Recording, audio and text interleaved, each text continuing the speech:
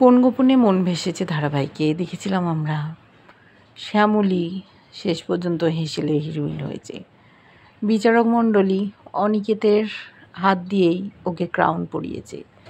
খুব খুশি পরিবারের প্রত্যেকটা সদস্য, এতগুলো টাকা উপহার পেল। দাঁড়িয়েছিল যে মেয়েটি রানার্স আপ হয়েছে, সে ভেবেছিল লোন নিয়েছে, যদি ও জিতত তাহলে লোনটা শোধ হয়ে যেত। শ্যামলীর কাছে গিয়ে বলেছে যে তুমি চিন্তা করো না, আমি তোমার লোনটা শোধ করে দেবো। ও নিতে চায়নি, তখন বলেছে তুমি নয় পরে আমায় টাকা ফেরত দিয়ে দিও। আপ্লুত হয়েছে। দেখেছিলাম ওখানে চলে এসছে অরুণাব, সিকিউরিটি গার্ডকে ছুরি দিয়ে আঘাত করে সরিয়ে দিয়েছে।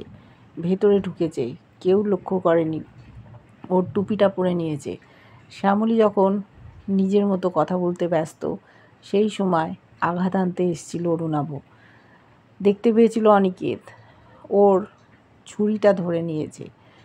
ধরে নিতেই হাত দিয়ে রক্ত পড়ছে, অবাক সকলে। শ্যামলী সরে গেছিল ঝুঁটিতে।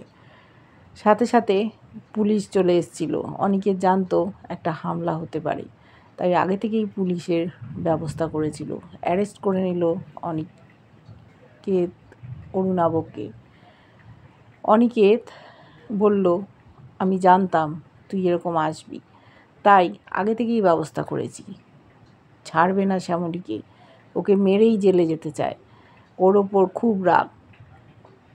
শ্যামলী দেখলো লাইভ ভিডিও হচ্ছে, সাথে সাথে হাত জোর করে স্বাস্থ্যমন্ত্রীর উদ্দেশ্যে বলল যে আপনি যদি এটা দেখে থাকেন তাহলে আমি আপনাকে একটা কথা জানাচ্ছি, যে আপনার মেয়ের বিয়ের রান্নায় আমরা কেউ বিষ মেশাইনি। সেখানে হাত ছিল এই অরুণাব ভৌমিক আর তৃষা ভৌমিকের, ওরাই করেছে। আপনি হয়তো আমার মুখের কথায় বিশ্বাস করবেন না, আমরা প্রমাণ সমেত আপনার কাছে হাজির হব। অনিকেত অবাক হয়ে তাকিয়েছিল, বলল উনি নিশ্চয়ই শুনবেন আর গেট বেঙ্গল ক্যাটারারের লাইসেন্সটাও ফেরত দেবেন। বলল দেখো, আমরা দেরি করলে হবে না। ওখানে মন্ত্রীর মেয়ের যে প্রেমিক, তার খবর পেয়েছি, সে তো এতক্ষণে সমস্তটা জেনে যাবে, তাই ওর খোঁজে আমাদের এক্ষুনি যেতে হবে, নাহলে প্রমাণ হাতছাড়া হয়ে যাবে। বলল চলো। ওরা দৌড়ে বেরিয়ে গেল। এদিকে সেই ছেলেটি হঠাৎ ফোন পেয়েছে, রাস্তায় হাঁটছিল, জানতে পেরেছে শ্যামলী কথা। একজন ভিডিওটা শেয়ার করেছে, ভয় পেয়ে গেছে, ভাবছে আমি কি করব, আমি যদি ধরা পড়ে যাই। অরুণাব ভৌমিক তো ধরা পড়ে গেল, ওর সাথে হাত মিলিয়েছিল, তাই ও তাড়াতাড়ি করে ঘরের মধ্যে লুকিয়ে পড়ার চেষ্টা করলো। সিকিউরিটি গার্ডকে বলে দেবে যে আমি এখানে নেই। ঘরের মধ্যে খাবার দাবার নিয়ে লুকিয়ে আছে, খুবই ভয় পেয়েছে, হয়তো ধরে ফেলবে ওরা, কিন্তু আমি যখন বলে এসেছি তখন নিশ্চিন্ত। এদিকে চলে এসছে শ্যামলী আর অনিকেত, ওর ফ্ল্যাটের কাছেই এসছে, বেল বাজাচ্ছে। লুকিং গ্লাস দিয়ে দেখেছে শ্যামলী অনিকেত, ভয় পেয়ে চুপচাপ আছে, দরজা খুলছে না। ওখান থেকে শ্যামলী আর অনিকেত সরে গেল, যাওয়ার আগে বলে গেল মনে হয় নেই, চলো আমরা চলে যাই, অন্য সময় আসবো। আড়ালে চলে গেল। ছেলেটা ভাবলো যাক বাবা, আমি হাঁপ ছেড়ে বাঁচলাম, ওরা চলে গেল। কিন্তু শ্যামলী খুব বুদ্ধিমতী, ওখান থেকে যায়নি। অনিকেতকে দেখালো ফ্ল্যাটের সামনেই আছে ফায়ার অ্যালার্ম। বললো এতে কি হবে? বললো দেখো না, একটা পাত্রে কিছু কাগজপত্র এইসব জ্বালিয়ে দিল, জ্বালাতেই ফায়ার অ্যালার্ম বাজতে শুরু করেছে। বিভিন্ন ফ্ল্যাট থেকে লোকেরা দৌড়োদৌড়ি করছে, বেরিয়ে পড়েছে। এবার ছেলেটা ভাবলো এই সময় আগুন ধরতে হলো, কিছু করার নেই, ফ্ল্যাট থেকে বেরোতে গেছে, ধরা পড়ে গেছে শ্যামলী অনিকেতের হাতে। ওরা ধরে নিয়ে গিয়ে পুলিশের কাছে দিয়ে দিয়েছে, বলছে এই ছেলেটা অরুণাবর সাথে হাত মিলিয়েছিল। অরুণাব ওকে বলছে তুই এসছিস? বলল আমি তো তোকে ছাড়বো না। তখন সেই ছেলেটা বলছে যে তোমার সাথে হাত মিলিয়ে আমার এই অবস্থা হলো, কেউ কাউকে ছাড়বে না। পুলিশ বলল যা তোরা একসাথে থাক, একসাথে মারপিট কর। ধরা পড়ে গেল ছেলেটা। এবার স্বাস্থ্যমন্ত্রীকে সমস্তটা জানিয়ে দিতে বলল পুলিশ অফিসারকে। পুলিশ সব বন্দোবস্ত করে দিল, ওরা বাড়ি ফিরে গেছে, সমস্ত কিছু সলভ হয়ে গেছে, প্রাইজও জিতে গেছে। তারপরে স্বাস্থ্যমন্ত্রীর উদ্দেশ্যে সমস্ত তথ্য দেওয়া হয়ে গেছে। আনন্দ উৎসবে মেতে উঠেছে। আগে থেকেই বাড়িতে সকলে সাজিয়ে গুজিয়ে রেখেছিল, চিকেন পকোড়া করেছে ঠাম্মি, বাড়ি আসতেই অনিকেত শ্যামলী অবাক। অনিকেত বলছে, ঠাম্মির হাতের চিকেন পকোড়া মনে হচ্ছে, আর এত সাজানো। তখন বাড়ির সকলে বলছে, আমরা কি তোদের জন্য এইটুকু করতে পারি না? এই সামান্য বন্দোবস্ত করেছি। ওরা তো সকলে খুব খুশি, আনন্দ উৎসব করছে। হঠাৎ দেখছে যে স্বাস্থ্যমন্ত্রী ওদের বাড়িতে এসছে। বলছে, কী ব্যাপার? বলল, আমি শ্যামলীর কাছে ক্ষমা চাইতে এসেছি। শ্যামলী বলছে, মেসমশাই, আপনি এরকম বলছেন? এরকম বলবেন না, আপনি আমাদের বড় গুরুজন।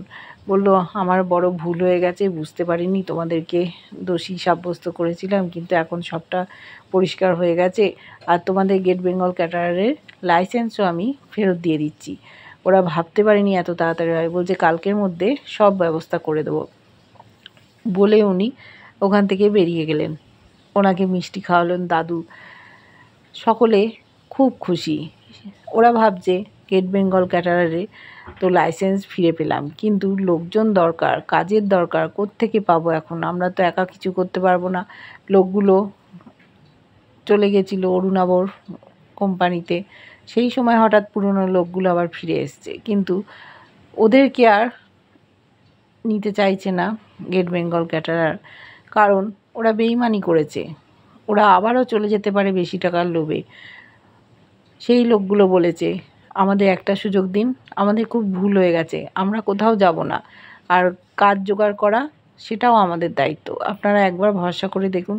তাই ওদের কথায় শেষবারের মতো ভরসা করতে রাজি হয়েছে গেট বেঙ্গল ক্যাটারারের সকলে। এবার একে অপরকে খাইয়ে দিচ্ছে, আনন্দ করছে, জোড়ায় জোড়ায় সব খাওয়াচ্ছে। কিন্তু রোহিণীর মনটা খারাপ, মন্দার নেই, চলে গেছে, দেখতে পেয়েছে শ্যামলী। তাই রোহিণীকে বলেছে, এতদিন আমরা ব্যস্ত ছিলাম, এইবার আমরা খোঁজ করার চেষ্টা করব মন্দারকে। রোহিণী দিদি, তুমি একদম ভেবো না। কি করে খুঁজবে? এমবাসির কাছে খবর নিয়েছিল, 2 বছর হয়ে গেছে, কোথায় হারিয়ে গেল? ওকে ভালোবাসে, বিয়ে করতে চেয়েছিল, কিন্তু জীবনের মধ্যে দিয়ে অনেক ঝড় বয়ে গেছে।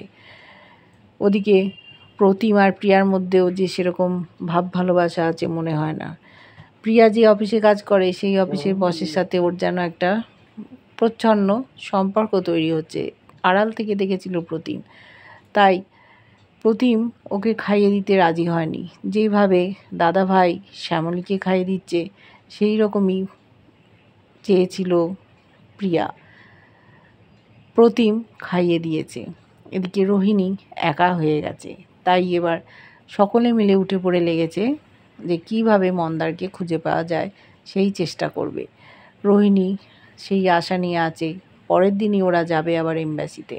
দেখতে থাকবো আদৌ মন্দারকে খুঁজে পায় কিনা। কেমন লাগছে ধারাবাহিকটা জানিও। ভালো লাগলে লাইক, কমেন্ট, সাবস্ক্রাইব করা যারা ফেসবুক পেজ থেকে দিচ্ছ, ফলো করে সাথে থেকো।